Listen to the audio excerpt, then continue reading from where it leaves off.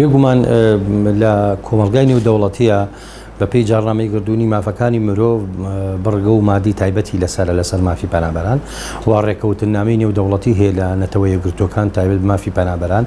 ئەم پەنابەرانە لە هەرێمێکی لەناو هەرێمێکا بن لە وڵاتێکی اتحادیە یا لەناو وڵاتێکی اتحادیە بن، اتفاقیاتی نێودەوڵەت و جارنامەی گردوونی مافی مرۆڤ حەقی ژیان، حەقی خوێندن، حەقی تەندروستی، حەقی هاتوچۆ هەموو ئەمانەی پێبەخشیون بە چوارچێوەیەکی دیاریکرا و لە چوارچێوەی ئەو سیستەم و نظامی کە لەو وڵاتە پیادەکراوە. بێگومان سیستەم و نظامی هەموو وڵاتێکی نیشتیمانی هەرێمیش ئەبێ پابند بێ بە ڕێکەوتنامە نێودەوڵەتیەکان، ئەبێ لەسەر بنەمای جارنامەکانی گردوونی مافی مرۆڤێ.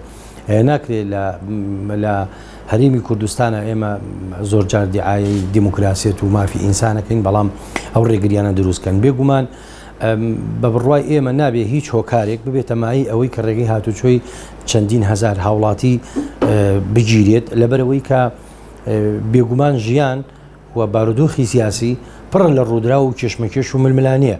بۆ هەر ڕوودا و کێشمەکێش و ململانی پێویستە ڕێگە چارەسەر بدۆزرێتەوە، نەک ڕێگە چارەسەر کۆنتترۆلیکی یەکجار ژمارەیەکی زۆری ئاوارە ئەبوو شوەیە کە ئێمە بینیمان تەنانەت نەک ئەم حاڵەت جار هەبووە بۆمبارانکردن لەلایەن دەوڵەتانی هەرێمایەتیەوە هەبووە کە ئەمە یعنی پێشێلکاریەکی سەروەری خاکی عێراق، پێشێلکاری قانونی نێودەوڵەتی، پێشێلکاری مافی مرۆڤ بەرامبەر بە ئینسانێکی ئاوارە و پەنابەر.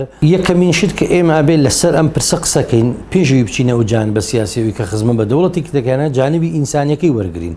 لەباری ئینسانیەوە باسمان کرد هەموو پەنابەرێک مافی ژیان و هەڵسوکەوت و هەم ژیانی ئابووری و کۆمەڵایەتی و خوێندن و هەموو بوارێکیە.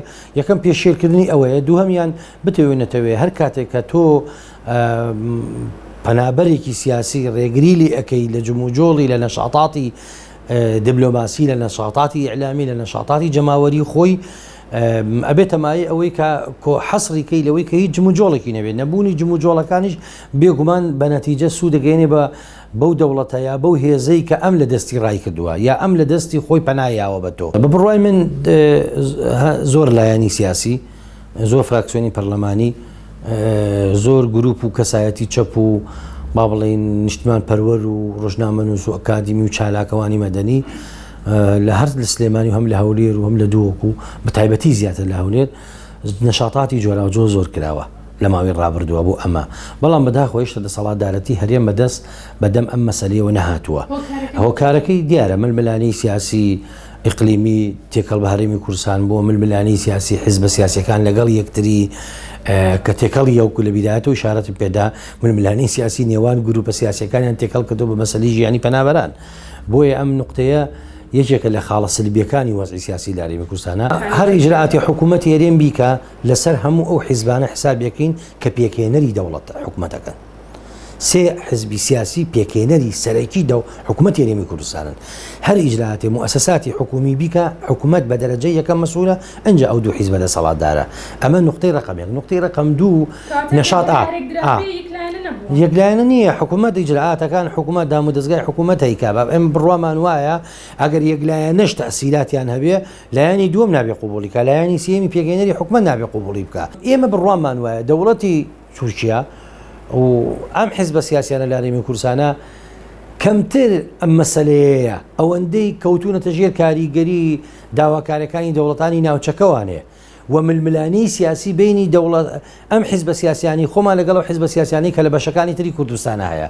بەداخۆ بۆیە ئێمە میشە لەگە پێشتر لەگەڵ کۆنگری نەتەوەیی بووین، لەگەڵەوە بووین کە پرسی نیشتیمانی و نەتەوەیی تێکەڵ نەکرێ بە هەندێک پرسی حیزبی، لەگەڵەوە بووین پرسی مەسەلەی ئاوار و پەنابەر تێکەڵ نەکرێ بە پرسی حیزبایەتی و ململانی سیاسی. ئەمانە ئەم مەشاکل ئەساسیانیان دروست کردووە. ئێمە تەقدیرمان وایە مەشاکلانە بەردەوامە بێ هەتا ئەم ئیرادە سیاسیە بەم شکڵە بیر بکاتەوە و ئەمە مەسئولیەتێکی جەماعیشە. مسئلەکە حیزبێکی سیاسی نییە، مەسئولیەتێکی جەماعیە، مەسئولیەتێکی ئینسانیە پێش ئەوەی هەر مەسئولیەتێکی تر بێ. پاشان مەسئولیەتێکی نەتەوەییشە کە ئەوانە هاوزمانن و خاڵێکی تریشیان مەسئولیەتێکی سیاسیە کە لایەنی کەمی حقوقی ئینسان کە پەنابەریش بێ حەقی ممارەسەکردنی ژیانی نەشاتاتی سیاسی و فکری و کۆمەڵایەتی و وەرزشی و هەموو شتێکی هەیە.